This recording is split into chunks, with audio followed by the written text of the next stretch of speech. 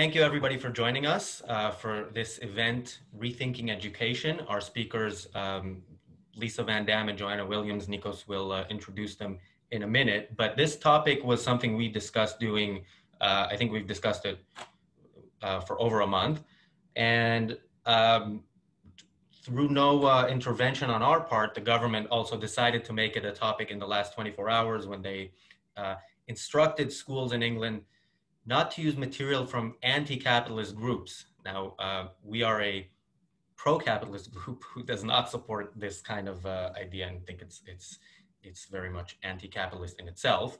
But this is not the main topic for tonight, but I'm sure it will come up at some point. So without further ado, our chair for tonight, who is also in education himself, Nikos Sotirakopoulos.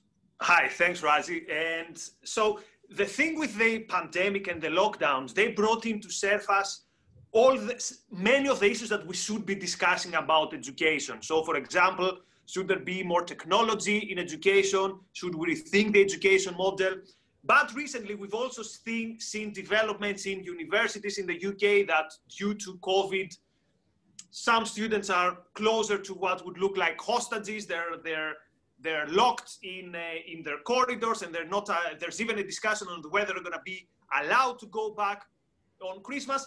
And then the students bring up the question, well, is it even worth my money? I'm paying so much money, and I'm seeing my lecturers only in Zoom.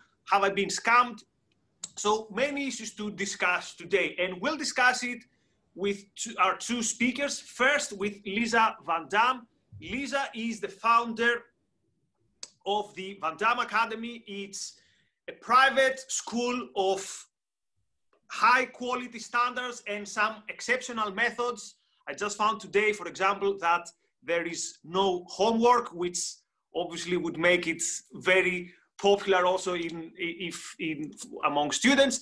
But also, let me say something about Lisa. I encourage people also to check her Ocon videos from the Objectives conference from the past, particularly one which is called Falling in Love with Poetry.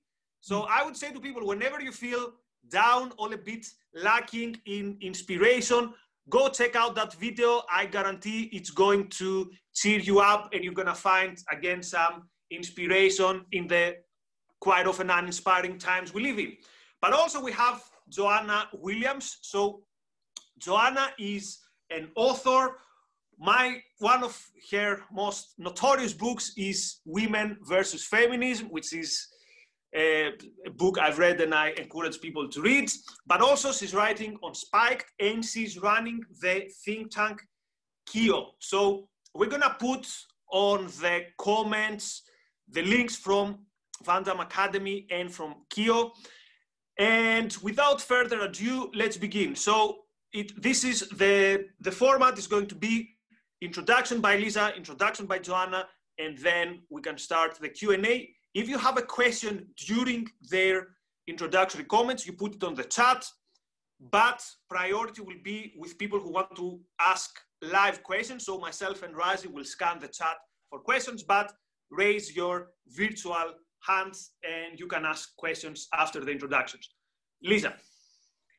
So since in light of the current upheaval in education, we're here today to talk about what needs to be reformed about education and how it might be reformed, I thought I would start by just giving you a tour of my own history in the realm of education. It's going to be a bit of a whirlwind tour, but I hope it along the way will highlight certain places in which reform is obviously needed, certain ways that reform might happen, and certain obstacles there are to the kind of reform I'd like to see. So I'm going to go way back to my own education, even as a toddler, and first start by saying, I am a badly educated person. It's one of the things that makes me apprehensive even about participating in a forum like this, because I don't feel like I was given the sort of education that would give me the kind of knowledgeable, informed, broad perspective that I should be able to bring to this sort of conversation. Fortunately, I've compensated for that in some ways across the course of my life, but I think my own education was tragically neglected. It had an auspicious start. When I was a toddler, my parents sent me to a Montessori school. And they did that not because they knew anything in particular about Montessori, or nothing in principle. I think it was mostly just for childcare. But I came home at 2 years old knowing my letter sounds. And my father seized upon this opportunity and taught me to read at the age of 2. So it was off to a good start.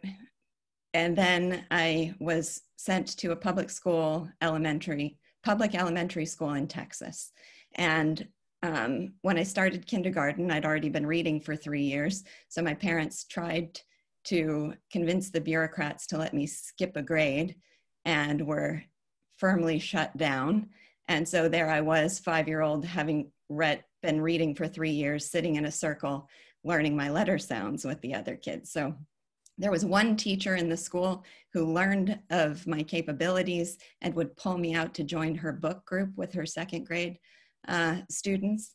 And honestly, I feel like my education has been downhill from then, from that experience, until I got out of college.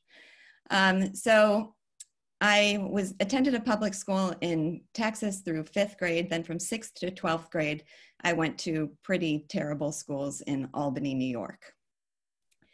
And I mean, the schools were culturally depraved by my current standards. The learning was empty. The teachers were uninspired. But I look back on that experience and think, well, what was it? What were some of the most important principles explaining why it was such an unfulfilling educational experience for me? And I'll just highlight a few to try to give an indication of what I think are some of the fundamental problems. So on paper, I was a good student. On paper, I had a great education. On paper, I was a good candidate for, getting to some of the top colleges. Because, for example, I took AP Calculus.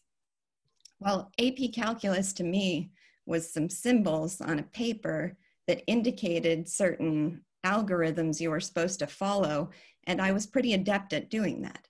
But it wasn't until much, much later that I learned that calculus had anything to do with physics.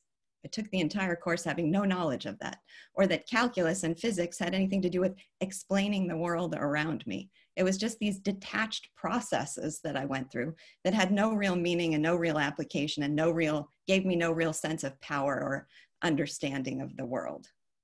I took AP literature classes, and those were basically learning to dissect a work into fragments that had been laid out in a textbook, like what is the narrative voice? What are the symbols? What are the, just a set of literary devices with no, using mostly American literature.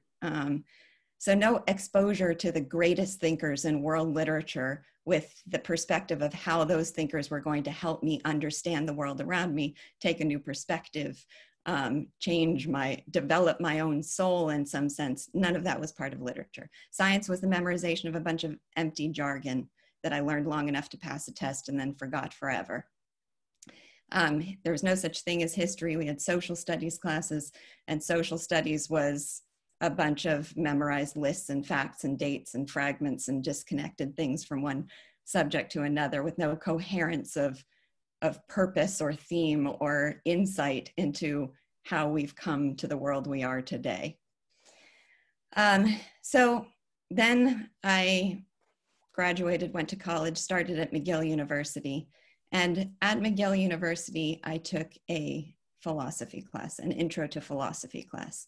And this was a life-changing moment for me because this was the first class I'd ever taken that I thought, I felt a real sense of the power of ideas and the power of knowledge, and felt a thrill and an excitement at being able to look at the world from some broad perspective that was going to help me understand it at a fundamental level. So I declared my major immediately, and philosophy was it.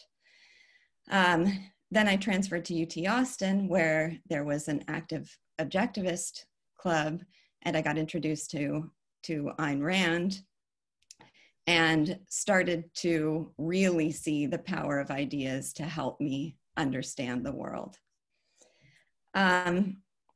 So after that, it was very fortunate for me that the Objectivist Graduate Center started with an on-campus experience in New York City with professors Harry Binswanger, Peter Schwartz, Leonard Peikoff, the year that I graduated from UT Austin. So that's what I did straight out of UT Austin. And it was when I got to the Objectivist Graduate Center that I really realized how uneducated I was. I think that was I was too uneducated to realize it before that. But at that point, I had some experiences that made it clear. And I just want to give a couple examples to illustrate that. So I remember talking to Harry Binswanger, doing an exercise regarding definitions, understanding the concept of genus and differentia and how concepts are formed. And we would do this by taking certain examples of concepts and going through the exercise of trying to figure out the genus, trying to figure out the differentia, et cetera. So the word he chose for us to discuss was slavery. And he said, well, to start, let's come up with examples from which we can draw a conceptual common denominator for the concept of slavery. So give me some examples. And I said, slavery in the US. And he said, okay, now other examples. That was it. I was out. I had taken the European history AP exam, but my own education was so fragmented, so purposeless, so not taught in terms of fundamentals that I literally, as a college graduate, could not come up with a single example of slavery outside of slavery in the US. So I'm sure I was not alone. I'm sure that's not atypical. So imagine trying to have the sorts of debates and discussions that we're having in our day, where nobody has any kind of historical understanding of the concept of slavery. I remember talking to one of my other professors at the time at the OGC, and he said, so tell me what you've read in college. And I said, I gave my list, East of Eden, Great Gatsby. And he said, okay, that takes care of America. How about the rest of the world? And I realized just how desperately impoverished my literary education was. So all these years of school, and I felt like I had really nothing to show for it. But it was at the OGC that I feel like my education really began. And there are two respects in which that's true. One is that I was working under very intelligent, very educated, very passionate, very purposeful mentors, intellectual mentors, who were guiding me through an understanding in their various areas of focus that I feel like changed the very way I thought. I mean, shaped my basic psychoepistemology, shaped my ability to look out at the world, see things in terms of essentials, draw out those essentials, and you know, develop an intellectual power in looking out at the world. And the other thing is that I got introduced to resources from which I could educate myself. So for example, Ayn Rand's The Romantic Manifesto became a reading list for me. I read Sinclair Lewis, I read Victor Hugo, I read Edmund Rostand. I just went through that to learn not just how to approach a work of literature and mine the value out of it, but even a sheer list of what is out there that can shape and you know, bring meaning into my life from a literary perspective. So the combination of mentors and resources, the Romantic Manifesto in literature, there was Second Renaissance books that directed me to great books in science and in history. And so I started to try to redeem the education that had been so poor.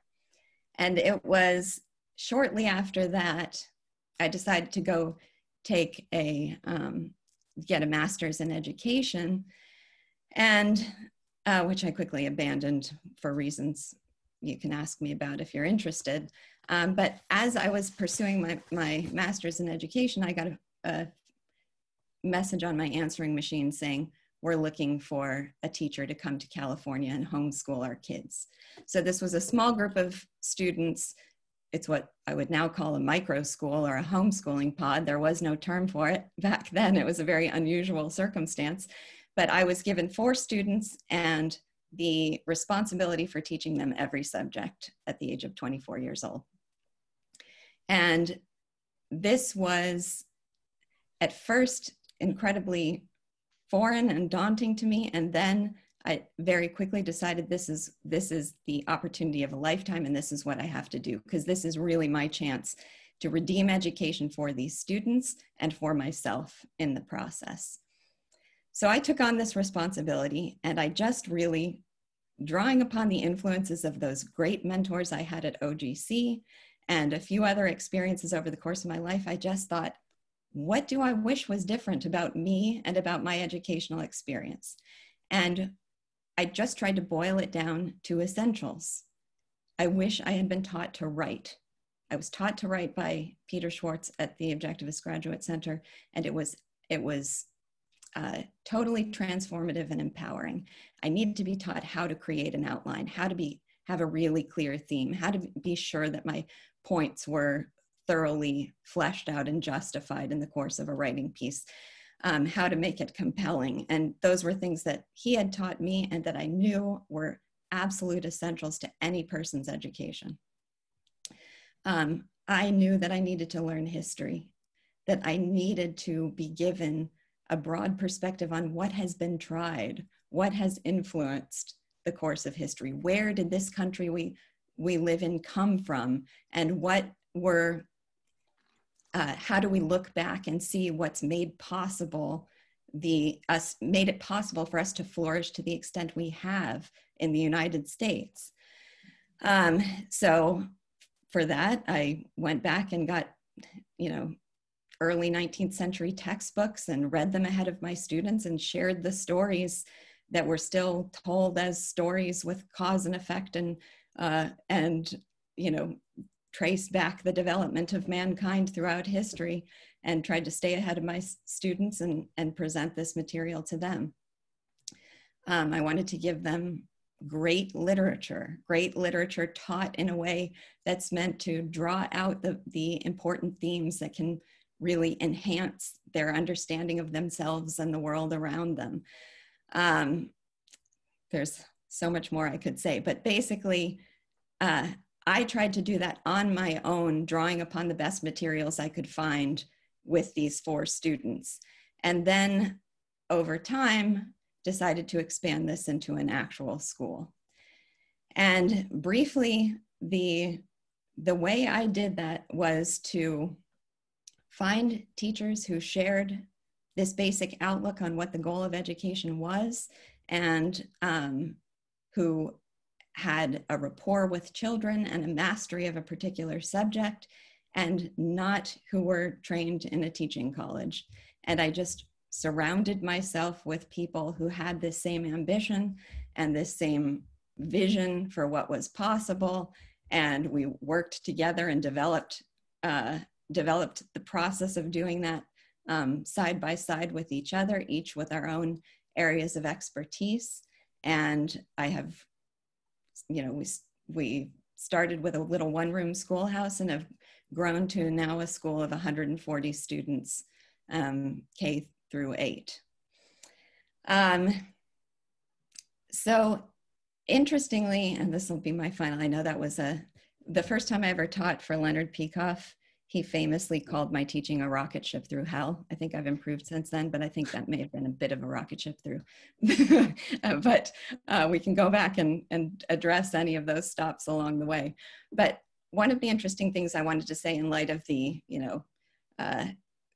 shift that's been necessary during the pandemic to an online experience is that we were set up to make that pivot so easily. Even though we are an extremely low-tech school and we were suddenly forced to do everything online, it was remarkably simple for us because all that was needed was the platform. That was the only technical challenge, was create a platform. And then what I had was a bunch of teachers who knew their subjects well, knew what their purpose was in teaching them, were creative and capable individuals, and then could just adapt to the circumstances with an eye to the achievement of those goals. So we had a very successful transition back in March from in-person to online schooling. I was desperate to get back into in-person schooling, and I think it's vastly superior for reasons we can discuss too. But if the model of a school is you have a group of people who are knowledgeable and informed themselves, who aren't going to present material by rote memorization or just dreary lessons from a textbook that's been handed to them, but who knows and cares about their subject area, then you're going to easily be able to pivot under extraordinary circumstances. Thank you very much. Thank you very much, Lisa. Before we go to Joanna, I forgot to mention something very important about Joanna, that she has written actually a book on the topic of education, and it's called Consuming Higher Education While Learning Can't Be Bought. And I cannot do this theatrical gesture because I have it on Kindle version. It was actually the first book I ever got on Kindle, but we will put the link on the chat. I don't want to put links on chat while our speakers are talking, but after I'll put on the chat things related to the VanDamme Academy and with Joanna's work. So, Joanna, the stage is yours. Thank you, Nikos, and thank you, Lisa. I think it's so inspiring to hear you talk, and even though obviously we're divided by the ocean, what you're saying speaks to so much of my own experience as well, both my own experiences at school and my own experiences beginning as a teacher over 20 years ago now, well over 20 years ago. And certainly that feeling that I was only ever one step ahead of my students, wanting to give my students an experience that I hadn't had myself. And I certainly think I learned far more about the subject I was teaching, which was English literature, in the first 3 years that I was teaching than I ever did during my time as an undergraduate or my time at school myself. What I really want to do is to focus on what's gone on in the past 6 months with schools in the UK, although I think there will certainly be parallels with what's happened in the US as well. But I would put right at the beginning that I think a number of the trends that I'm going to identify have their roots far beyond the past 6 months. These are not, I'm going to identify a number of problems that I think have arisen, but I think these problems came to light because of the pandemic, but I really don't think they were pandemic. I don't think they are problems that have solely arisen just this year. So I'm going to make a number of points quite boldly, just for the sake of sticking to a certain reasonable amount of time. So you'll have to bear with me, and again, perhaps use the questions to fill in any of the gaps here. So the first thing that I guess the most obvious thing I think that we've learned over the past few months is that schools as institutions can't be taken for granted. I think certainly growing up in the UK, the idea that the school down the road is always there, that there's always a place for your child at a local school or somewhere you can manage to find a place for your child, and that schools don't close, that schools are permanent fixtures, that there's a routine to the academic year, you know, it begins in September, it ends in July, you progress through each year, you move from primary school to secondary school.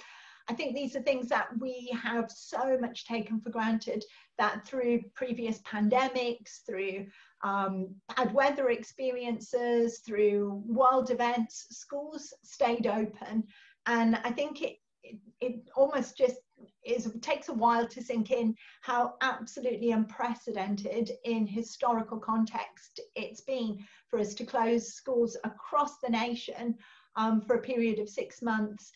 Now, personally, I think there probably was an argument for closing some schools for a certain amount of time. If you were in a school where in an area where there was high instance of coronavirus, I think it would be common sense to shut your school down for a few weeks. What I think was not necessary was the national approach to shut down every school in the country. I think was quite irrational and very hard to justify, looking at the statistics and the way that coronavirus played itself out across the country. I think I'm stressing this unprecedented nature of closing schools and the national closure of schools for a number of reasons. And I think it calls into question lots of things that we, again, assumed before the beginning of this year. So one particular bugbear I've had, which might surprise people as a teacher perhaps, but as a mother as well, I guess I've always objected a little bit to the fetishization of attendance. So I don't know if it's the same in the US, but certainly in the UK, if you don't send your children to school, if your children are absent from school for a certain number of days without explanation, parents can be taken to court and fined. If you want to take your child out of school during term time to take them on holiday, you have to go through a form-filling bureaucratic procedure, and it becomes at the behest of a head teacher. The head teacher of a school can say yes or no, and this includes if it's a family funeral or a family emergency, it still becomes down to the head teacher. And I've always found that slightly problematic, both the element of control, I mean, I just resent having to ask permission, but also it seems as if attendance becomes fetishized in a way that removes the act of going to school from the act of education. But anyway, I think what this past 6 months have shown is that all of these assumptions we made about the importance of physically attending, of being on time, of staying until the end of the school day, we were quite happy just to let all of those go out of the window. Suddenly they meant nothing anymore. So I want to move on and just talk about what we learned then from schools closing. And I think the thing that became very, very clear straight away was the inequality in what pupils were being offered during the lockdown period.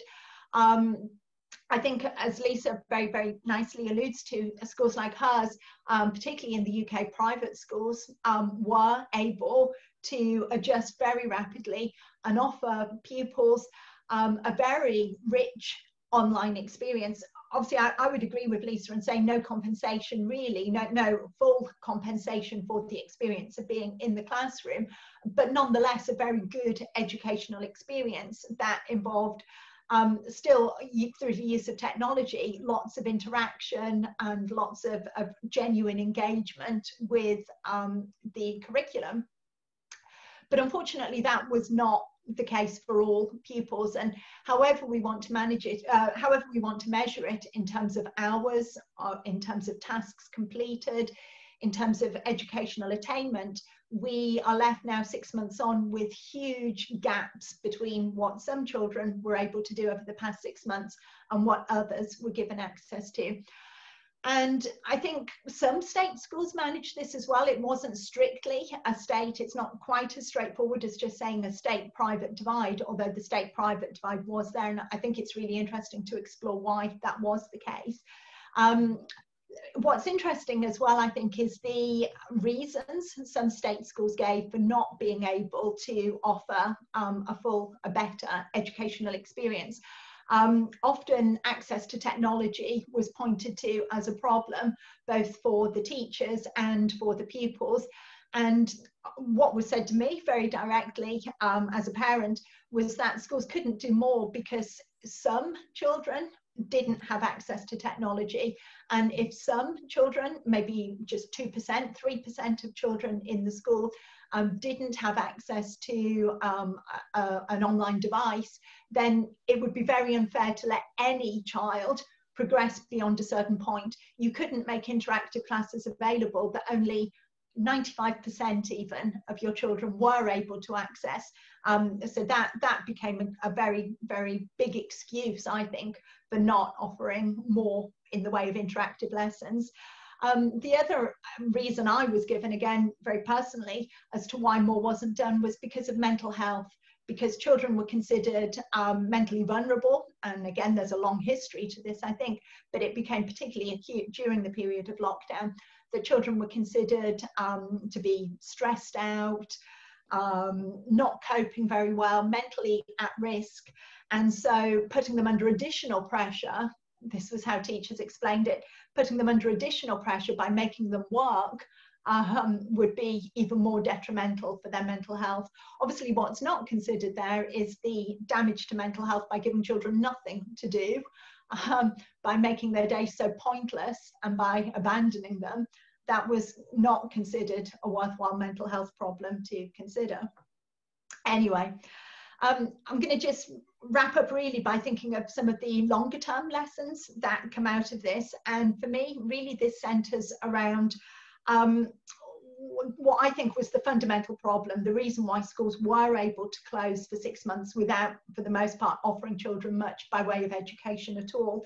And I think this is where I'm so pleased to hear Lisa's talk, because it seems to me what no one in the UK, and I really quite literally, I'm afraid, mean no one, was able to do, was to make a case for education as being important as an end in and of itself. So we did have a number of people arguing that schools should reopen, but when we look more closely at the arguments that these people put forward, none of them were really directed around education. So the first argument that came to the fore was about children who were on free school meals. So children whose parents are not working, children who are reliant upon school for providing them with their lunch in the middle of the day and perhaps a breakfast before school. So the first argument that came to the fore was that this is really bad. Schools closing for children who live in very deprived circumstances. They're not getting their meals in the same way they would do normally. Now, obviously, this is true, and this is an important argument, but it rewrites the role of the school. It turns schools into a welfare institution, part of social services. It suggests that the role of the school is concerned with feeding children and caring for their nutritional needs. And the second argument that was made was often around childcare for working parents. Obviously, lots of parents were working from home, but still finding it difficult to juggle working from home if children were not occupied. And obviously, some children of parents who were key workers were still going out to work. Again, you know, an important argument. I've certainly relied on childcare in the past, schools to look after my children for me going out to work. But again, it should not be, as far as I'm concerned, the main function of the school. We could have separate institutions, or we could use families, or people can make their own arrangements, or again, nurseries, other institutions for childcare. Rewriting the role of a school as being concerned with childcare really changes its purpose. Then we went into some even darker territory, with many people arguing about the rise in sexual abuse, the rise in child abuse that would be taking place during the pandemic without schools playing the safeguarding role that they normally play in referring children onto social services who seem to be suffering signs of abuse. Again, I'm not disputing any of these arguments. What I'm doing is saying, what do they tell us about the way that schools are seen nowadays? Some arguments that got slightly nearer to education, where people were trying, I think, to make a case for education but still failing. One emerged around children's future job prospects and even more monetary, if you like, their earnings potential. And people got this down to really quite finely tuned calculations to suggest that for each day of school that children lost at various different ages throughout their childhood, this would translate into X amount of pounds earnings for 10, 20, 30 years hence. Again, you know, I'm sure there's a lot of truth in that, although I also think people can work hard and perhaps make up some of these deficits later on. But again, it presents a very strange role of the school as a kind of job training centre.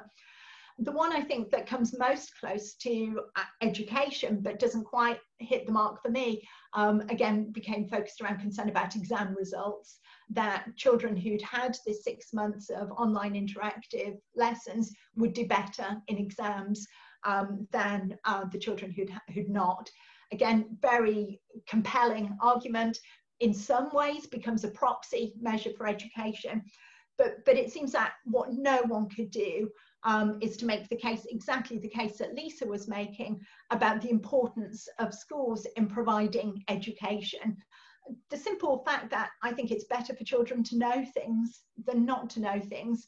It's better for children and people to know about the world, to know about their intellectual inheritance, to have an induction into the knowledge and culture of the society they live in, than not to have those things.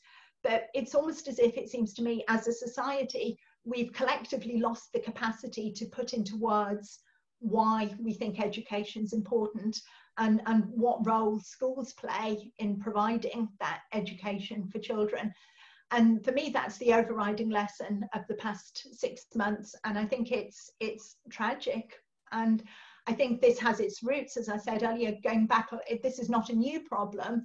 I think we've struggled to articulate the purpose for education in this country for a long time now. And the pandemic just really crystallized what happens when you can no longer make the case for education.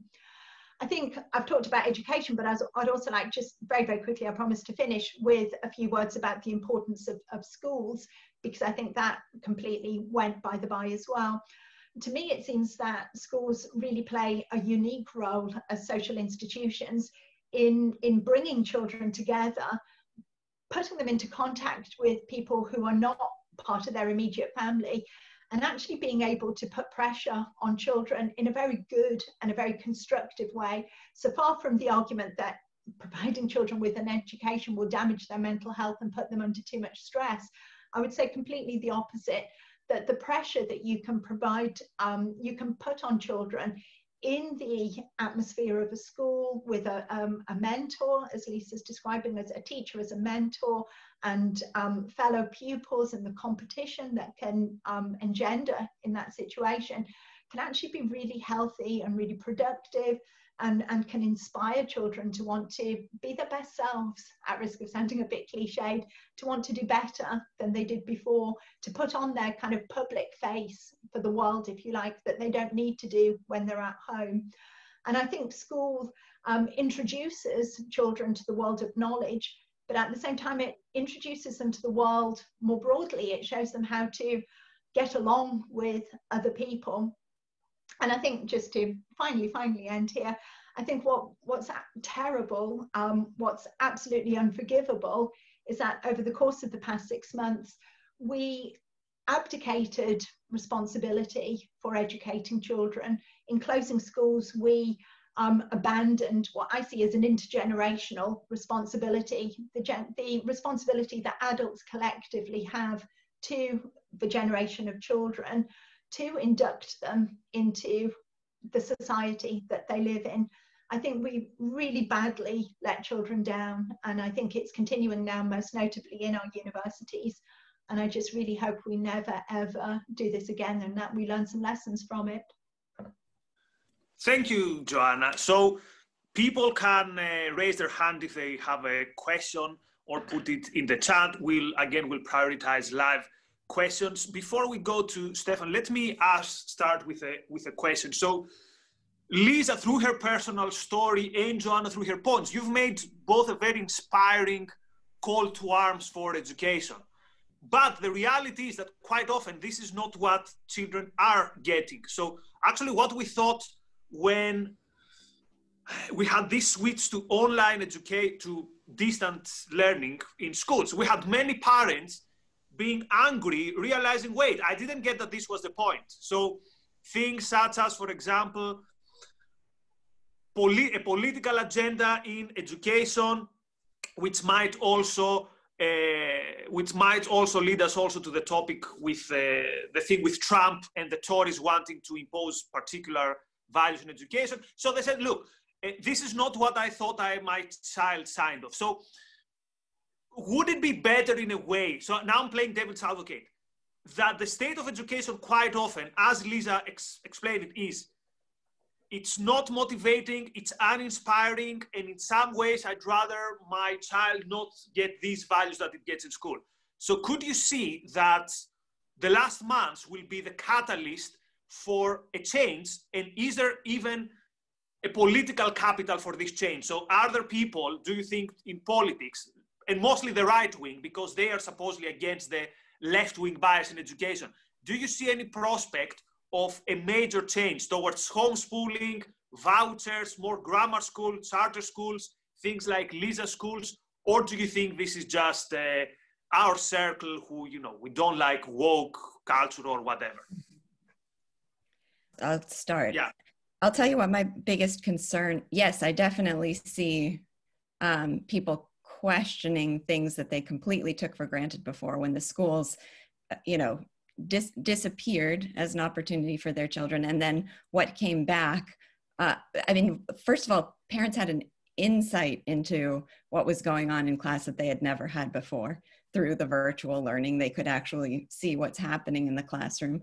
They could see how quickly education was abandoned. There are all sorts of reasons that this is prompting a reflection on what value the schools are actually providing. But here's my greatest concern. There has long been a basic dichotomy in education. There have been, and they seem to be disappearing, the more traditional academic institutions that are very memorization based, they're very formulaic, they're very test oriented. I haven't seen among them a lot of spirit of understanding of the very purpose of education. And then there have been, or just the kind of institutionalization that you find in the public schools where everything is sort of worksheet, textbook based, and there's no spirit behind, no basic spirit and understanding of the value of education.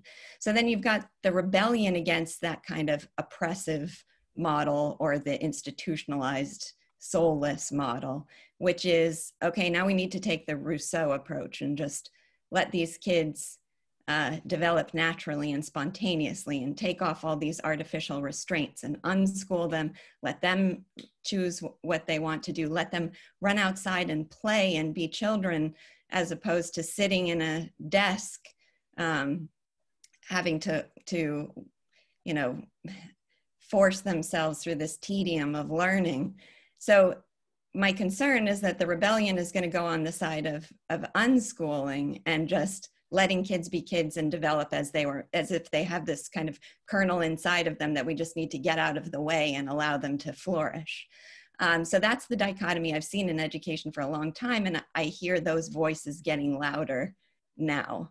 It's either the formulaic institution, or it's I want to rebel against that completely and let them be. Right, Joe. Well, I completely agree with that. And I think that's very much borne out in the UK context, where people will know that even just this Sunday, there was a letter in the Sunday Times, kind of major UK Sunday paper, signed by head teachers of the top public schools in the UK, Eton and Harrow and St. Paul's Girls' School, and also head teachers of regular state schools, basically calling for public exams to be scrapped for children aged 16 to end GCSEs. And I think it's funny because you have two types of arguments coming together in this letter calling on the government to abolish exams. From the top performing public schools, and public, I should perhaps explain for American people, public doesn't mean public, public means the most exclusive type of private school for some strange reason.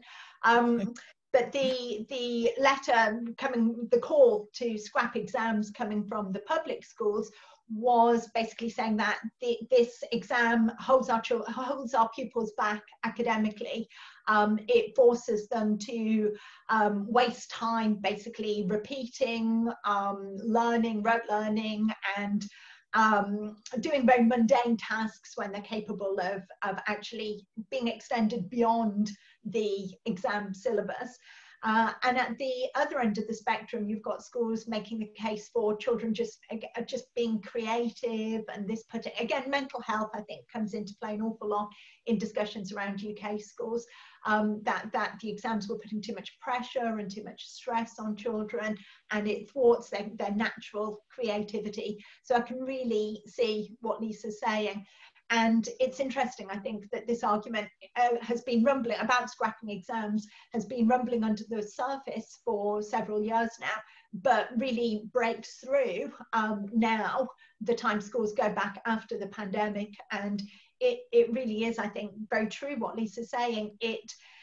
I think, and I would say this from my own experience as a parent. I mean, my daughter's 14, and I think what disturbed me most of all about seeing what she was doing during lockdown, the exercises she was set by her school, which is a state school but is a grammar school, which should mean there's a certain academic cachet to it. It wasn't actually the politicization of education that struck me. She didn't seem to be doing anything that was particularly political, as I would understand it. More what upset me enormously was the utter futility of much of the work that she was doing. It seemed to involve a lot of cutting and pasting from various websites without even bothering to really read, with no requirement to understand what you were cutting and pasting and why you were cutting and pasting it. And as long as you'd put the words on the page, completed the task set, then tick the box, job done, repeat the next day, repeat the next week, ad infinitum. This went on for 6 months. And that's so depressing and such a waste of childhood. But I think, Nikos, to me anyway, the answer to the question that you posed right at the beginning here is not to throw the baby out with the bathwater. I think just because we can see so many problems with what's going on in schools at the moment, I don't think we are best served by just reinventing different types of schools or pushing away from schools as institutions, because it doesn't get to the heart of what the problem here, and the problem is a problem with our understanding of education. And until we actually, I think we need to tackle that first. We need to have a national discussion about what does education mean, why is education important, and it's almost as if we can only move on to think about the structures and the types of schools and the form we'd like schooling to take once we've actually retouched, I feel like, or kind of reminded ourselves as a nation why education is actually important at all. And there's some impressive own goals by educators these days. So, for example, on the question whether students should return to on campus and universities, you have so many people in the left saying, oh, the only reason you open the universities is to make the landlords rich, as if that's the only reason why someone would think about going back on campus. Anyway, we have questions, so we'll start by Stephanie, and then I'm going to questions in the chat. I've put the links to Joanna's book on education, Joanna's think tank, and the VanDamme Academy. Lisa, do I have the authority also to put your talk about poetry from Ocon? Okay, I'll do that. Yeah, again, super inspiring. Okay, Stephanie, the floor is yours. Thanks, Nikos. Thank you for Lisa and Joanna for the talks. Now I have 60,000 questions, so I'll just limit myself to 3 because I was writing them down. And so my first to Joanna to answer after is, do we need to have national discussion about education or just privatize and let people come up with their own solutions, right? Why do we need a national discussion?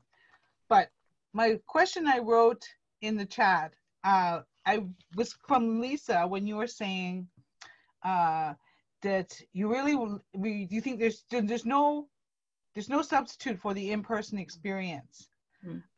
And so two-part question is, what elements of the in-person experience cannot be supplied virtually, right? And what would be needed to improve the virtual experience? So you could see having a mix where there is some in-person connection. I found meeting people at Ocon one year, right, just improved this whole last year because I'd met people in person. So when I have a Zoom meeting, I've seen them in person, they've seen me. And so it's just more meaningful to meet with them. And because I could see schools starting where it's a whole different setup, right? Parents are making decisions that their kid will go to this place for 3 hours and then that person's house for an hour. And it's like setting it up for the child to go where the child's interests can be met, right? Not necessarily in one building for for 8 hours, right? Mm-hmm. So your thoughts on that? Thank you. So in regard to the in-person experience, part of my answer is going to be, I just don't exactly know. It's very difficult for me to identify what it is about being in person that changes the energy of the experience, but it unquestionably does. So I think part of the reason I was able to pivot as well as I did from in-person to online was that I had built up capital with the students while being in person with them. So I had them engaged in a certain way that would have been much more difficult otherwise. Just as you described, we knew each other well in person, and we were just translating that experience to being virtual temporarily. And so this year we started out with 7th and 8th graders at home because it was mandated by the state, and they've only just come back. And the classes went well at the start of the year. They're profoundly better now that we are in person with the energy of the room around us. So part of that is just intangible, and I don't know exactly why it makes so much of a difference. I know this is not, I think part of it must have to do with just human nature and psychology, and I wouldn't know how to answer that part of it. The other part of it is when I teach my students at home, I ask them where their phone is, and I make them go put it on the other side of the room. Because there's something about the sheer presence of that next to them that is drawing their attention away from what's happening in front of them. So there's subtlety, and even just being on a device, forget your phone being next to you. I could open 15 different windows simultaneously while participating in a Zoom meeting. So there's one of my head of school described it as being on a diet and having a piece of cake sitting next to you. So there's just this attention being pulled away constantly from your goal. So that said, the fact of going online gave me the opportunity to work with students I would never have been able to otherwise, and for them to have life-changing experiences that I think will transform their outlook on education forever after this. So there is this enormous potential in being able to hold virtual classes, but I think it would be very difficult to make that a substitute for the in-person experience. Joe. Shall I just answer the question about privatizing schools? Whatever you want. Yeah, no, so I think private schools are great. I'm a fan of lots of private schools, especially Lisa's private school. I have no problem with the existence of private schools whatsoever. And I think during the pandemic, lots of private schools did show a capacity to be able to switch very quickly and offer, as I already explained, a far fuller online experience than many state schools. But this wasn't universal. I mean, a number of parents I know who had children, and apologies, this is a little anecdotal, who had children at private schools were also not happy with the experience. And I think it really does depend on the ethos of the school, the motivation of the teachers. And I think Lisa put it really well about having teachers who've got a sense of, sorry, I'm going to quote your words really terribly, Lisa, you'll be able to put it much better than me, but a sense of purpose, a real desire to carry on teaching and to give the best for those children, and a real love for what they're doing. And you find that in private schools, you find that in some state schools, but I don't think you automatically create that dynamic simply by charging parents fees. You know, I think we need all different kinds of schools, and I think just immediately initiating parental choice wouldn't solve lots of the problems that we've got now. Like I said, I wouldn't curtail choice anymore, but I don't think the structure of schooling and where the funding comes from, I think we're approaching the issue from the wrong perspective. We need to look at what and why is going on in schools first before we should think about how we're going to do this. I did just want to say a very, very quick word as well about the in-person versus remote learning. And again, sorry, I sound like a stuck record, but I mean, I do agree with Lisa here that I think if you've already established a relationship with that group of students, it's far, far easier for the teacher, because you know people's personalities, you know who can you call on at random, and that person's not going to be crushed if they don't know the answer. You know who's likely to be able to give you the right answer to a particular question. You know who's going to be easily distracted and who's going to be raring to go. You know the class, and I think far more importantly, perhaps even than that, the class know each other. So I'm sure we've all had this experience over the past 6 months doing Zoom calls and Zoom meetings with people who you don't know.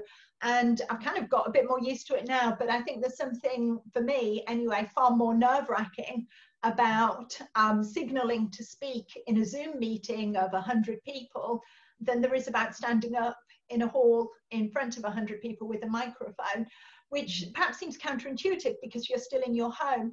But I think that act of kind of being on a screen almost seems to imbue your words with a permanence, and you don't know how other people are going to react to what you're saying, whereas with people who you've already established a relationship with, you've got that trust there. You trust them to be able to, and you know how they're going to react to what you're saying.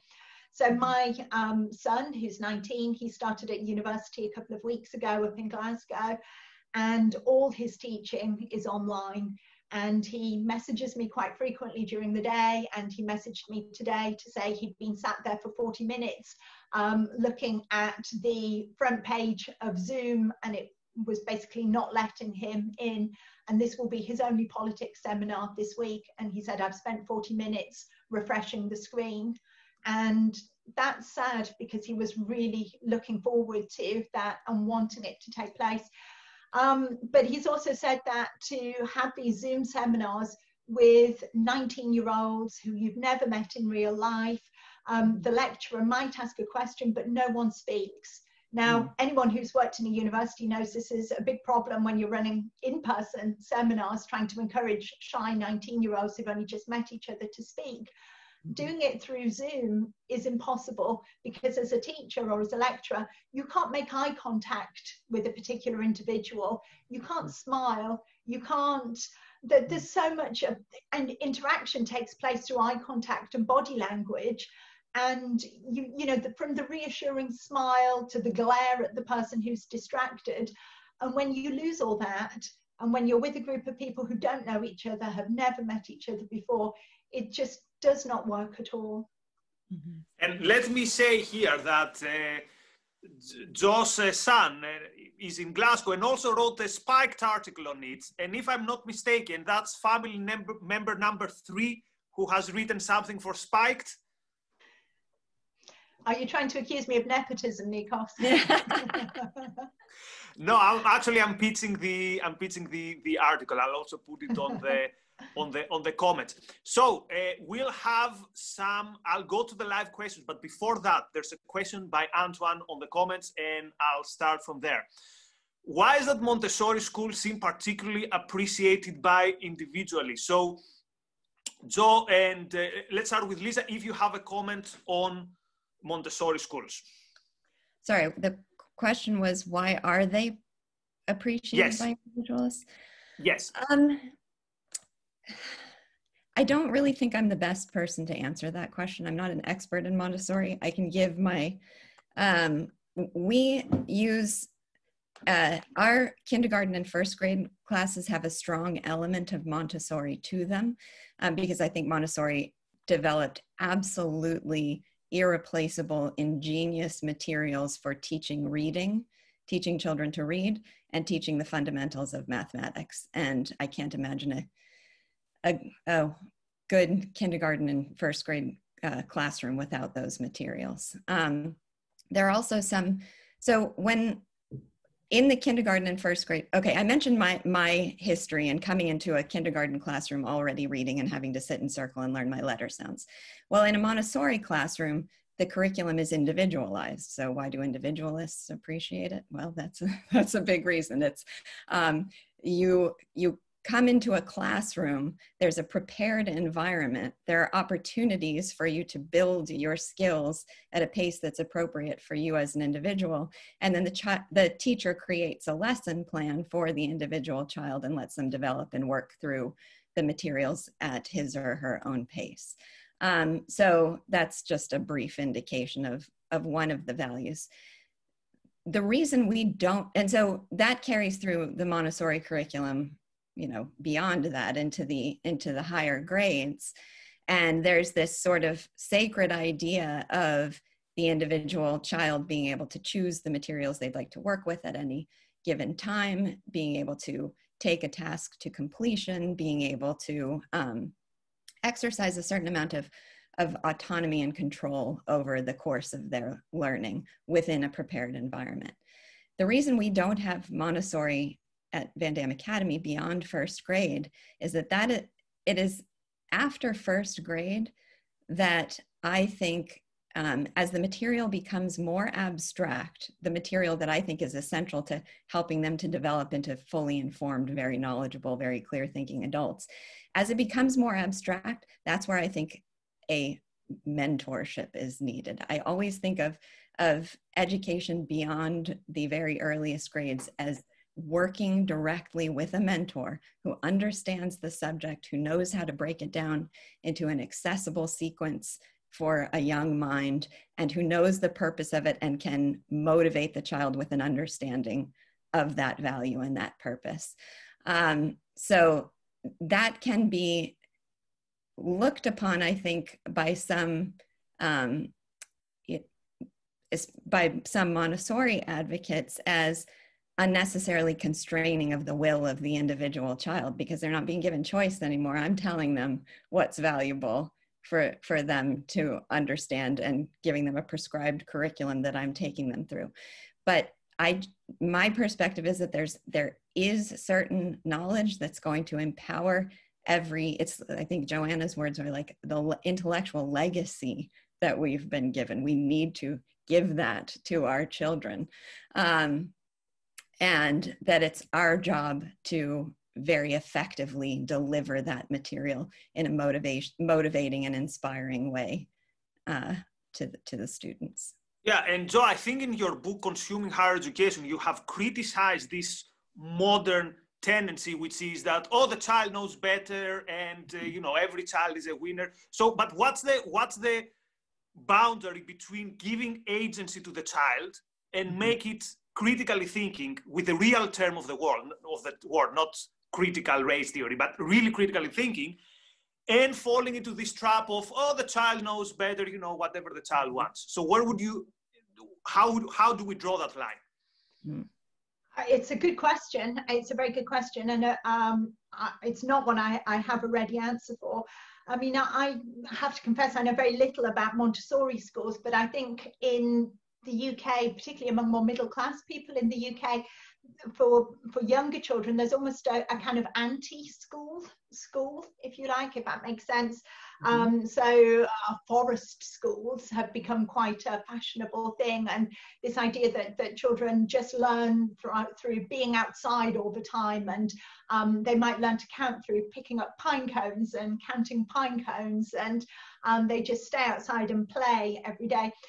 So perhaps I'm coming to a very roundabout way of answering your question here, Nikos, but I think a word that has become considered a very bad word in education, and I guess throws up a very interesting tension with individualism, is this word discipline. Now, discipline is a word that I think certainly 100 years ago would have been at the forefront of education. It's become very contested, particularly in the UK.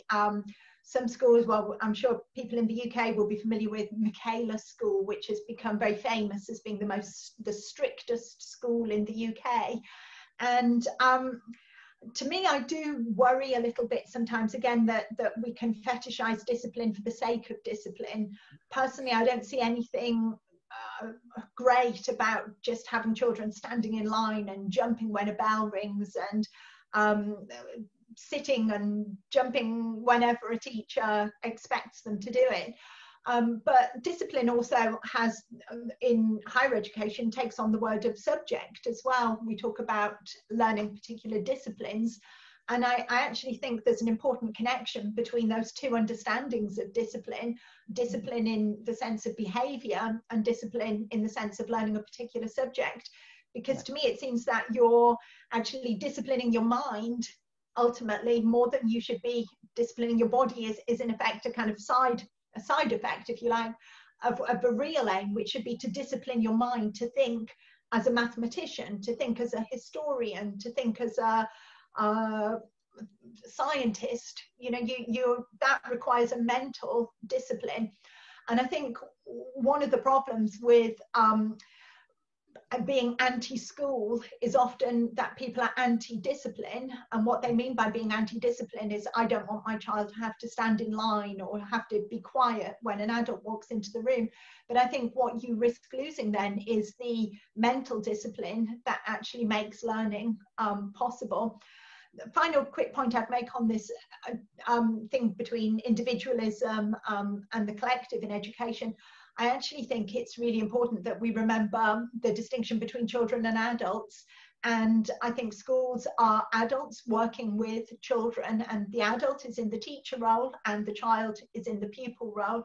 And I think when we think about individualism, I think it would be a mistake to assume all the same rights and responsibilities of individuals, to put all of those rights and responsibilities onto children that we would assume for adults to be, whereas, you know, we would get adults to aspire to be individuals, to be individuals, to act as individuals, to take individual responsibility for their lives. I don't think we can put those same expectations onto children.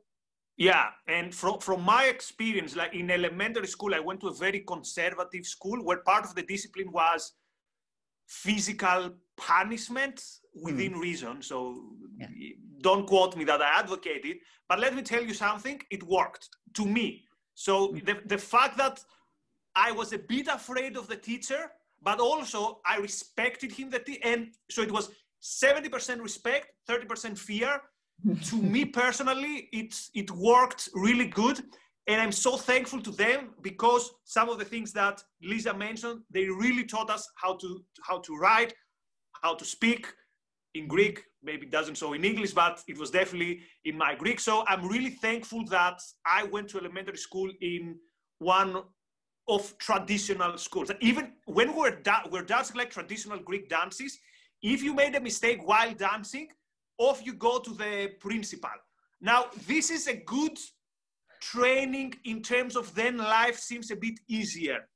Like there's no chance you're gonna say, oh, you know, my boss is a bit my boss expects too much from me. Anyway, Adam, and then... Can I add one Lisa, thing yes. on this topic? Okay, this is one of my favorite topics. So the question, Joanna mentioned the need for a national discussion. When people ask me, well, how do we reform education? My answer is, I have no clue.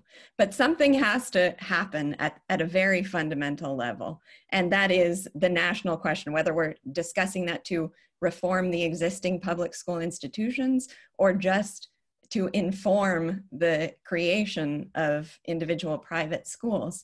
One of the questions is there a core body of knowledge that students need to know or not? That seems, Joanna was talking about the inability of anybody being able to make a case for education anymore.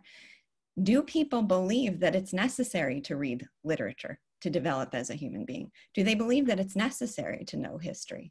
Do they believe that it's necessary to understand, to become capable of thinking scientifically and to understand some of the most important scientific developments and milestones? Do people believe that anymore? I would say the vast majority do not, because they've never even had that experience educationally themselves.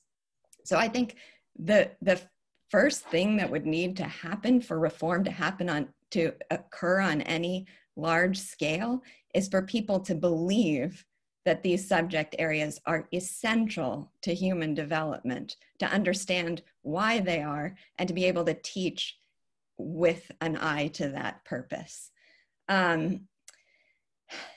and just on the question of agency, so let's say we accept that that core body of knowledge is necessary. So how do you maintain agency within the presentation of that core body of knowledge? Well, one thing is, I don't really accept the premise that when a teacher is lecturing to students, the students are not exhibiting agency. There's agency in following a lecture, in discussing and asking questions about it and responding to it and writing about it. They're exercising agency. Agency doesn't have to be choice of what they're doing. That's kind of an oversimplified concept of agency. Agency is focusing their brains and coming to an understanding of something is probably the most important exercise of agency. So I am very, I come in with a very definite plan in my literature classes of what I want them to understand and what I want them to accomplish, but it feels like a very active, engaged, participatory experience for those students too. And then the other thing I wanted to say about them exercising agency is this is part of the reason for the no homework policy. I have a set of responsibilities during the school day, and a very delimited set of responsibilities. I think that the school is for conceptual training in these intellectual disciplines. Intellectual disciplines is the term I like to use, which Arthur Bester uses in Educational Wastelands. It's one of my favorite books. So I feel like our job is to train the students in these intellectual disciplines that will empower them for every situation they encounter for the rest of their lives. And then I don't think my role is to address, solve, account for, provide for every life experience and opportunity, every life demand that they face. There are a lot that fall outside of that responsibility. They're just not my responsibility as a school. So I want to leave them free after school to play sports, to spend time with family, to you know, do this other sorts of personal, psychological, spiritual development that fall outside the province of a school's responsibility. So that's why I stress that one of the reasons I stress the no homework policy is I'm trying to have the school serve its purpose and not take over the child's life the way it does in after school hours, the way it does tend to in schools around here. Thank you. So what we're gonna do, we go to Adam, then written question by Jem, then Amy, then Jay. There's something like 90 comments on the chat. I can't follow them all. If you've asked a question on the chat and I've missed this, please ask it again and put it at the end of the chat and I'll see it. So Adam, unmute yourself and the stage is yours. Between grades 5 and 9, I spent about 3 years being new in different countries. And during the first year in a new country, I was not able to attend regular classes. And so I spent most of the time on my own. There were good libraries, but other than that, you know, there was conversation with my parents over dinner, and that was about it. And yet, when I got back into the school stream, I was always ahead of everybody else. Mm-hmm. So, is school really necessary? Mm-hmm. So I jump in there. I mean, I would argue it is. I mean, you were clearly very lucky to have parents who were providing you with stimulating conversation and some sense of inspiration when you went to the library. The other point I would make on this is because this argument was raised a lot in the UK, you know, well, people would say I took a year off as a 13-year-old and my parents took me traveling around the world, or, you know, as a 14-year-old, I spent 6 months in hospital and it didn't do me any harm. And you got this argument used a lot. But I think there's a really, really important difference between going back into a school system where your peers have carried on learning, and there's some sense of what you've missed out on or what you need to catch up on, some sense of where everybody else is at that you're coming back to. When you take away education from everyone, close all schools, there's no longer that sense objectively of where everybody else is at. So that's why I think it's very interesting in this country, all the arguments have been around scrapping exams now. So because we're aware that children are all at completely different levels, because there's no longer any objective sense of this is what we would expect a pupil in year 9 or in year 10 to know by this stage in the academic year, rather than trying to compensate for that and trying to actually speed up the process of education to somehow try and teach pupils better and more quickly and make up for the time lost, the only answer that teachers seem to be capable of coming up with right now is let's cut down the number of subjects, let's cut back on exams, let's remove topics from exams. So yes, you can do English GCSE, but we'll just remove poetry. I mean, seriously, this has been suggested. So the exam will take place, but it's now possible to do an English exam with no poetry whatsoever. To me, that's appalling. So I think in response to your question, Adam, I would say, are schools as they are necessary, or are schools as they might be necessary? Because and also, I mean, it's a complicated question because there are individual students who have come to my school who I feel like would in some essential way be who they are independent of their experience at my school, whether that is some genetic endowment they have, whether that is a consequence of the nature of the conversations they're having in their home, whether that's a consequence of some early spark that was lit in them that enables them to gain great insight and mine the value out of the books they read. I believe those individuals exist. So that's one aspect of the issue, but that's not the norm for most people, I don't think. But then the question is, if a student at my school missed a year, would they have missed out on something? And I would proudly say, absolutely yes, they would have missed out on something very important, because they would have, at our school, history is on a 3-year cycle, ancient European American, then that cycle repeats and they get it at a more in-depth, more abstract level. So if they're there from kindergarten through 8th grade, they get that cycle 3 times. If you missed 6th grade, you'd miss an entire year in that cycle at the upper grades at a very abstract level under the very talented and capable Mr. Lewis.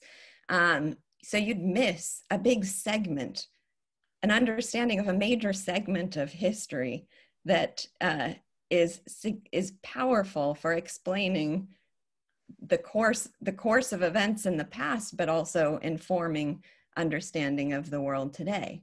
You would have missed 8 works of literature that we had in-depth discussions of, and that would each have brought a unique author's perspective on some life situation. I mean, there's just so much richness to each school year at my school that I think you'd miss a tremendous amount if you missed a year. So but at the same time, right now, if I pulled one of my kids out of a 5th grade public school class and then sent them back the next year, would they look significantly behind their peers? No, they'd probably be ahead of them because of the broader structure of their lives and their personalities and that sort of thing. Thank you. So we go to Jen's question. We're going to do this battle of ideas style, which means you pick whatever aspect of the question you want because it's a complicated question with many aspects. So why did Lisa give up her master's in education? Is there any type of school that promote more quote thinking and creativity in the UK? Has Lisa ever connected or known of any schools here that have similar philosophies? I assume here you mean the UK. Would Lisa and Joanna recommend homeschooling children instead if there isn't schools available? I assume you mean good schools available. If so, to what age? Are there strong teaching resources out there that work well? So you pick whatever you want from that and you comment on it. So I'll jump in quickly then, just on the two little bits. I won't try to answer why Lisa stopped doing her MA in education. I'll leave Lisa to answer that one. On UK schools, are there any UK schools that are good? Yes, I definitely think there are some UK schools that are good, but I think I certainly don't have a list of names or anything like that. What strikes me is that there's so much luck in terms of individual teachers and which teacher you get. And I always said as a parent, even before any of my 3 children started at school, that I just hope they find a teacher who's really enthusiastic, really passionate about a particular subject. And I didn't care what, it could be zoology, astronomy, you know, it could be anything, but I just really wanted a teacher to be able to grab their interest and really enthuse them about a particular subject. So I'm sorry, that's probably not a very helpful answer if you're looking for a particular school to send your child to, but I definitely think there are still some good teachers around. As for homeschooling, I think it's got to very much depend upon your own circumstances and your own desire to do that. I think if you have a good relationship with your children where you think it can work and you really want to make it work, I think personally, if I was doing that, I would supplement it with lots of extra out of school things so that children still had opportunities to make friends and do sporting clubs and drama clubs and all kinds of other things like that, so that they won't just having a relationship with me. For me personally, I couldn't do it. I'm just not, I need to either be mother or teacher. And I find trying to be both mother and teacher, whenever I've tried to do that in the past, it's never ended very well.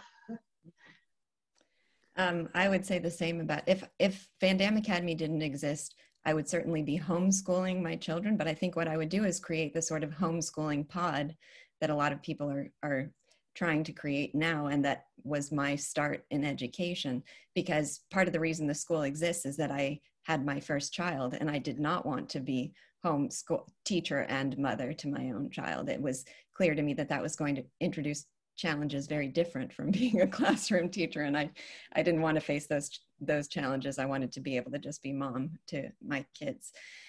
So I think that I would try to recreate, you know, hiring a teacher or sharing responsibilities of teaching and having a small group of kids so that they're not completely isolated and are having the really vital and important social experiences that come of working within a group. Very quickly on why I left the Master's in Education program. So again, if the purpose of education is to have intellectual mentors who deeply understand a subject, guiding students to an understanding of that crucially important subject, teachers, colleges do nothing to accomplish that goal, as far as I can tell. So the very first classes I took were, there's a real premium put on child psychology, but it wasn't child psychology in any way that I found useful or applicable or helpful. If you want to understand child psychology and have some very easy to implement tools, just read Haim Ginott. That's he's the ultimate authority as far as I'm concerned. So anyway, child psychology was just a textbook of 8 different theories of child psychology, all of which were completely contradictory with each other, none of which we were really meant to use or apply, but it was just sort of, that was the topic. And it was just pointless and tedious and utterly unhelpful to what I saw as my actual task going into a classroom. And then there was another class where the theory at hand was that that children do best educationally if they're given immediate feedback to in their learning, sort of like carrying dog treats in your pocket when you're training a dog. So we were supposed to create a program, I believe within the language arts, where they would get very quick, immediate feedback to help them build some skill. And as I sat agonizing over this assignment, I thought to myself, I'm an adult and I don't have to take this class if I don't want to. And I dropped the class, and it was one of the most empowering feelings I've ever had. So I've never looked back on that and regretted having abandoned it or think it would have would have helped me in any way. One of my teachers, I don't look for teachers who have teachers certifications, but one of them does. And she says the experience for her was she finished her education training program. She went into a St. Louis public school, sat down in front of a bunch of 5-year-olds and thought, I have no idea how to teach these children to read. Nothing about her training in early elementary education had trained her to teach children to read. So she went back and got her Montessori training, and that's where she learned to give them what they needed. So that's a brief account. Thank you. So we go to Jay. You are unmuted. This is fascinating. Thank you all. Thank you. I, like Adam, did a lot of self-education, and I think being an only child, that helped. I found, my personal experience was I was kicked out of primary school, not for acts of commission, but for acts of omission. I'd go hide in a corner and take a large piece of paper and draw complex mazes just to shut out the boredom of it all. And I read everything in science fiction I could get in school until I exhausted the library, and then I had to go to other libraries. And in high school, one psychologist told me it saved me because it was a magnet technology school and former vocational school. So I got my hands on all kinds of stuff. And I basically dropped out of college when I found it wasn't giving me what I wanted. And I had a few teachers that are dramatically inspiring, one in math, one in philosophy, and a few others that gave me some good material in various sciences and stuff. But, I answered a question on the chat, I think by Ella, what should school provide? How do you judge a good school? And I say, well, equipping students to be able to study and ask questions for a lifetime, to grow and answer the questions that they need in order to advance themselves. I once read a book, Jews, God, and History, that talked about different views of history. It was a fascinating book. I read it as I think just out of my teenage years. And it was a big influence on me on how to think before I encountered Ayn Rand and how to think. But talked about different views of history. And one of them was, who was it? Can't think of the name right now, but his view of history was a civilization survives as long as it can answer the questions that it's presented with, as opposed to the Marxist view or the God versus devil view and so on. That's Max de Montt. So I've gone about learning, and I actually went into teaching in industry. And while I have no degrees, I think I take education more seriously than did my teachers. And it's always been about being able to accomplish specific things for particular reasons and knowing why.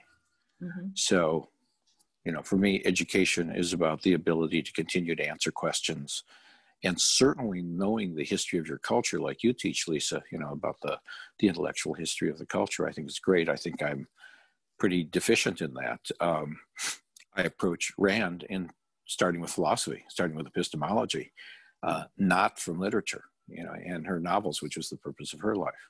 So I talk to other people, with a similar interest, but they come from a very different perspective on what attracted them and what is primary for them. In education, as far as the question of choice, I wrote in the chat, I think school choice simply inspires or incents competition and improvement. Institutional monopoly by government precludes it. That's the most essential thing. I have a daughter, of my 3 daughters, I have 2 scientists and 1 airline pilot. And one of them is a high school biology teacher, and she does a brilliant job, does a great job for them in Cambridge, Massachusetts.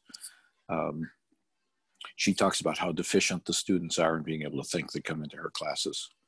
And she's great. And she's part of the public school system, but she operates very independently because she's earned the right to do that. So, I just wish I had teachers that inspired me a lot. They didn't, I had a few that gave me a counterexample. Well, so thank you for what you're doing. A good philosophy teacher and a good math teacher, which reminds me 3 specific characters in Atlas Shrugged, which are not to be named because it's a spoiler, that had a philosophy teacher and a physics teacher, and this, set the stage for their intellectual development. So, but by the way, is it okay if we also intersect here, because you mentioned, Jack, you mentioned Ella's question, that what makes a good education? So can we so you can comment on whatever you want from from the previous points, but can we also add this element? So if you had to put it in simple terms, what is it that makes an education inspiring? So you mentioned you wish you had some teachers who were inspiring. So what would make your education, what makes a good education? So for example, how many modules? I remember a Leonard Peikoff answer who said something like very few modules actually, something like language, maths, history, and literature, something like that. I remember in Greece, we had something like 10, 15. So in very simple terms and in very quick terms, what makes a good education? So we'll go, Lisa can start and then Joanna can jump in. So I want to bring back that concept of intellectual disciplines. I think there are certain distinct and vitally important ways of understanding and looking at the world that can be categorized as intellectual disciplines. And what those are may vary slightly over time, but there should be a strict standard of what makes the cut, because you have very limited time, and to do a successful job of any of those, you need to give them a lot of rich attention.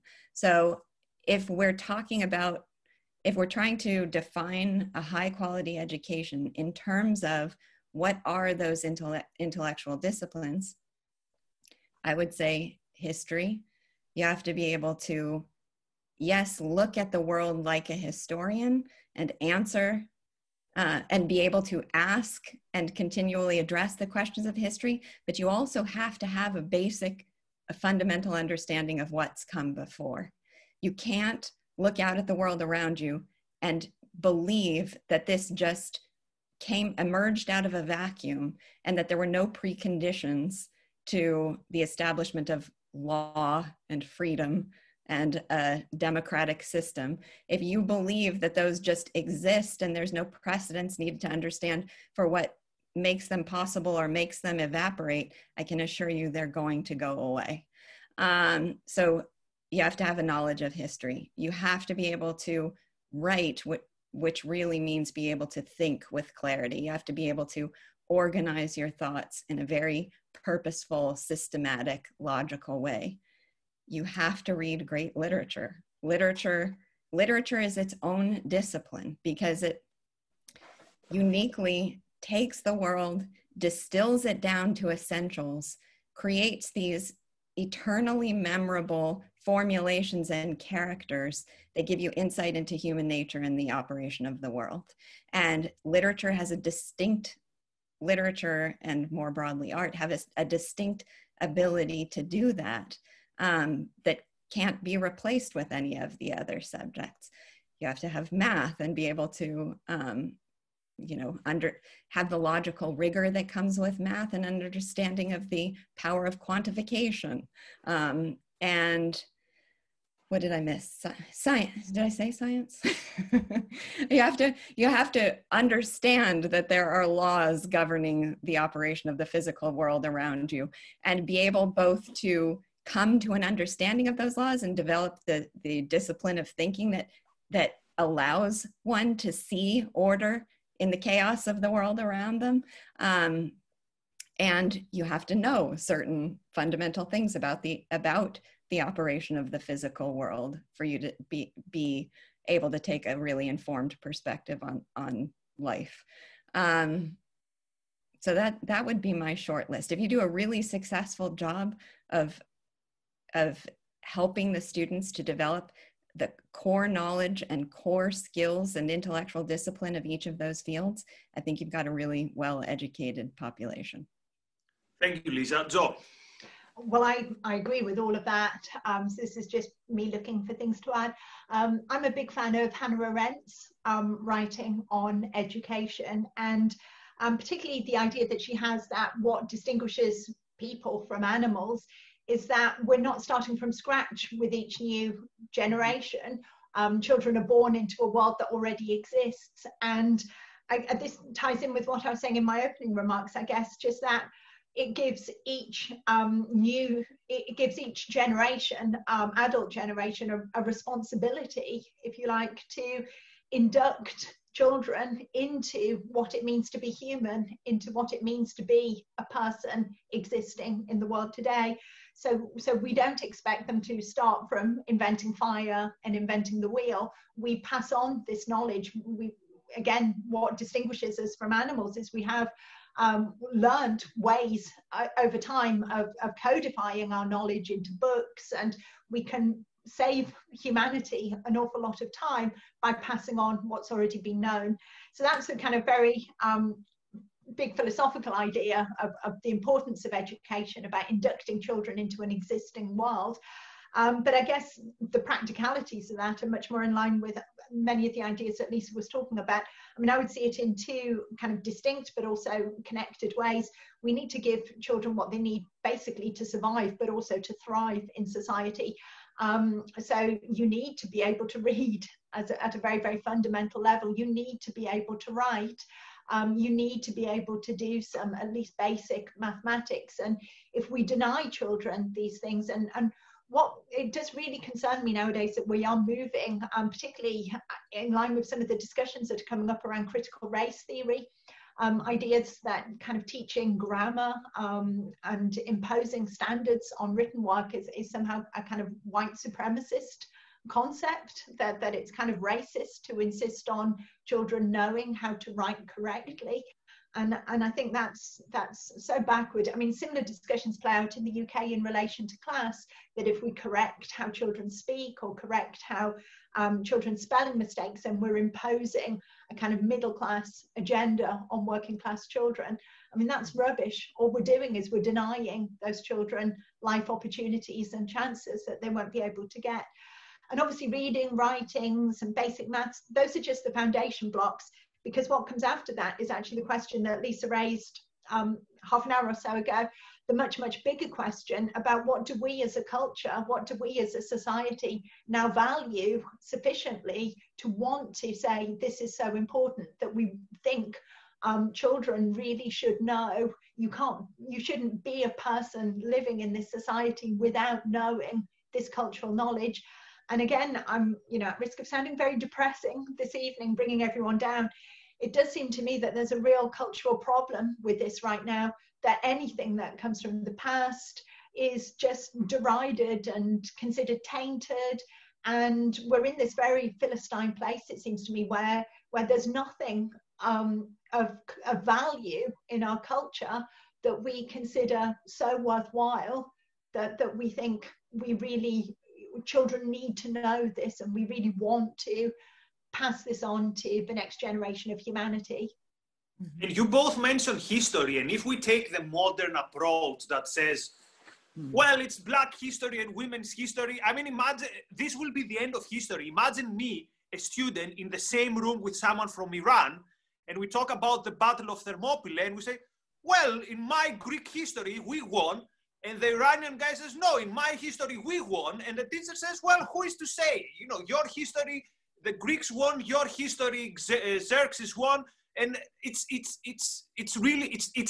the end of the curriculum, not only of a universal or whatever curriculum. The mere idea of teaching makes no sense if it's my history versus women's history or versus Latin's history or whatever.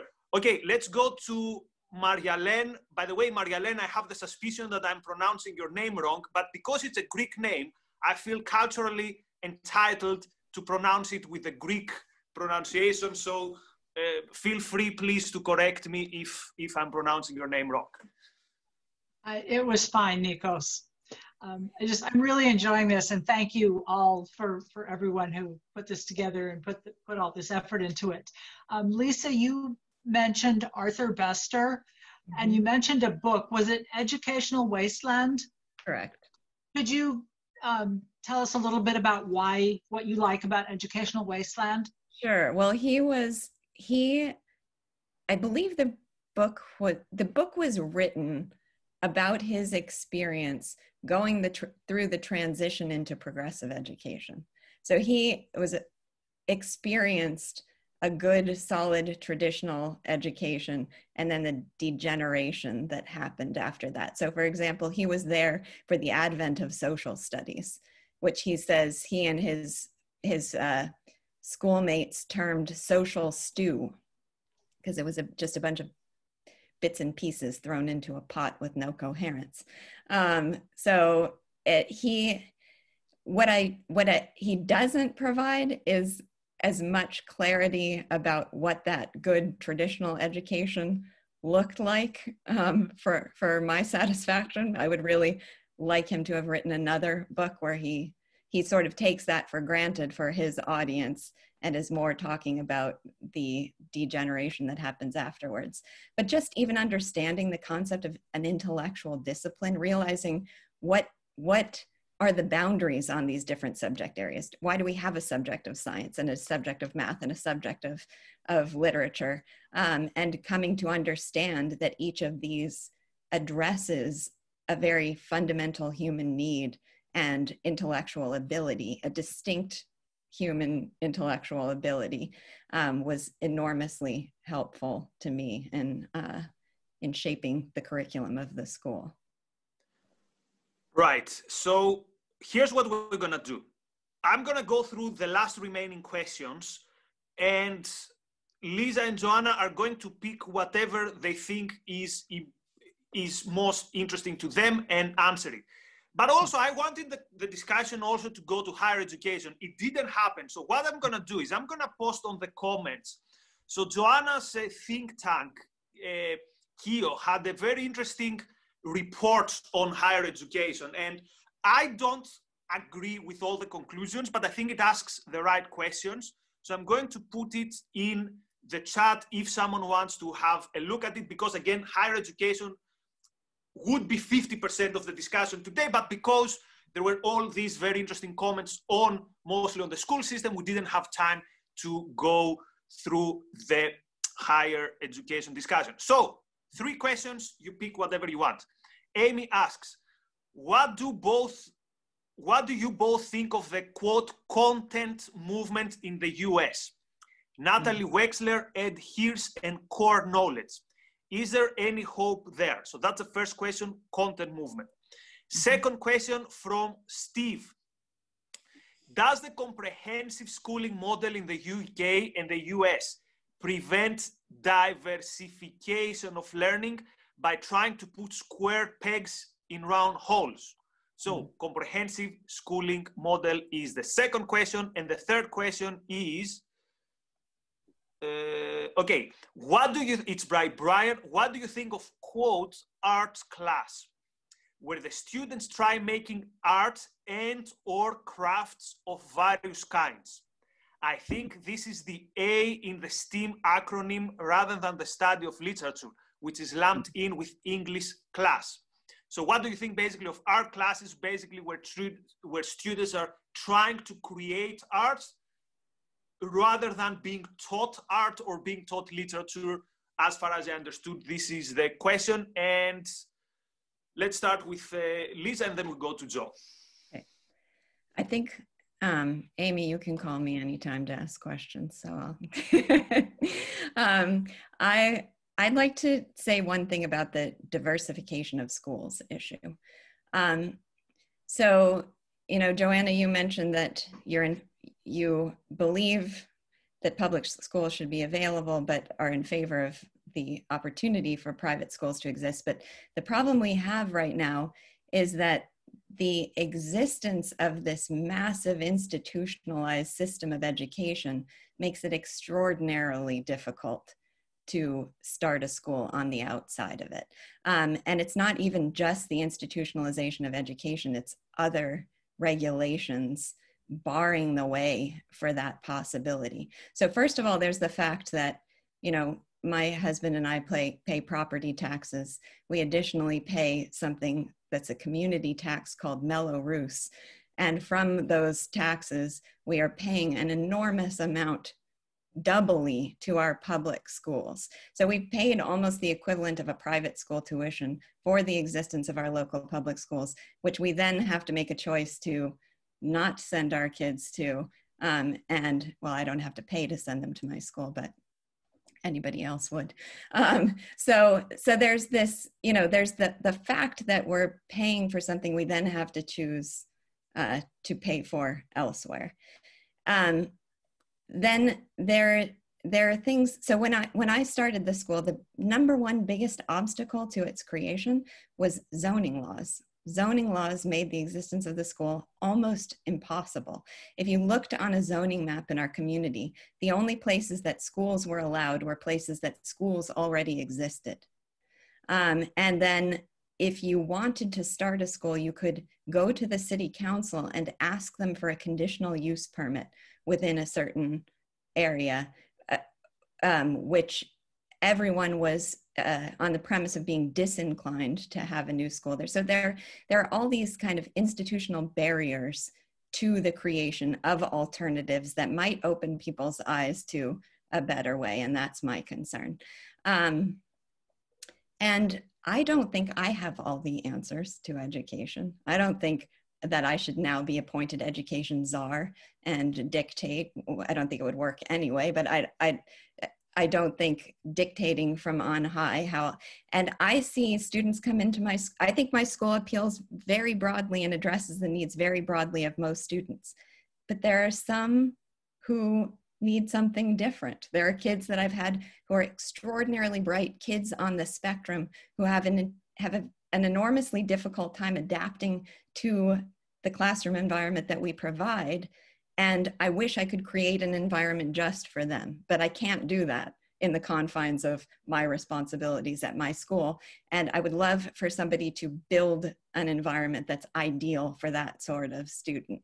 So that I think, the fact, what we've been able to do so successfully, and the fact of being able to pivot when the pandemic hit, had to do with operating on a fairly small scale. I do think that we need broad training, deep thinking in what the purpose of education is, broad training on how to achieve those goals, and then very small localized implementation of those principles is what I think would work best.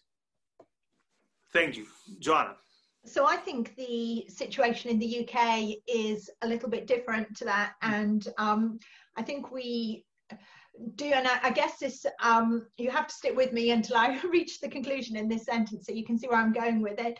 But I think we do have quite a bit of diversity of school structure.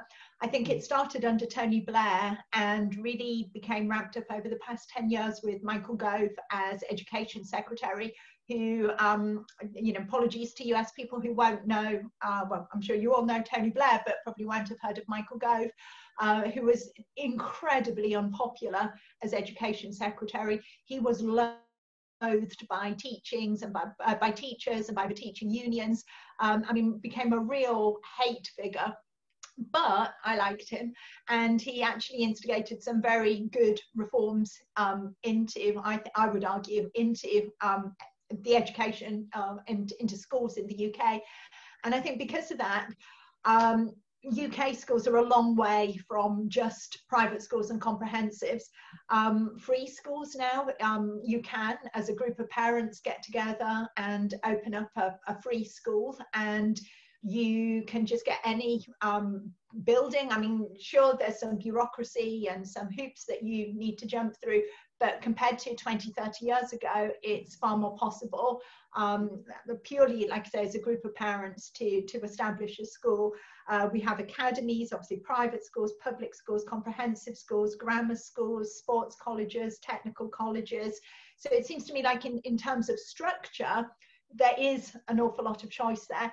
And obviously we've had the notion of parental choice way back from when I was 11 years old. So my own kind of schooling experience as a child was not going state school. Certainly there was no element of private school in my childhood. But my mother exercised her newly given parental right to choose, and sent me to a school which was probably a good 10 miles away from my home, was about an hour there and an hour back on the bus, so that I could go to this school that she considered to be much better than the local school. So you think that's a good, 30 plus years ago. And so there's a long tradition, I think, of parents exercising a right to choose and different school structures. I think what's different though, and why this doesn't really work in implementing choice perhaps as we would like it to, is because I think perhaps unlike in the US, there are certain structures that we have in place that mean that whatever type of school and however free your school is from the state, we still implement various structures that mean that schools kind of fall in line with a fairly similar pattern, particularly when pupils are a little bit older. So I guess what I'm thinking of are national examinations. So things like GCSE exams, A-level exams. So what this means in effect is that you could go to any different type of school, pay any amount of money, but from the ages of 14 to 16, your child is going to study for GCSEs.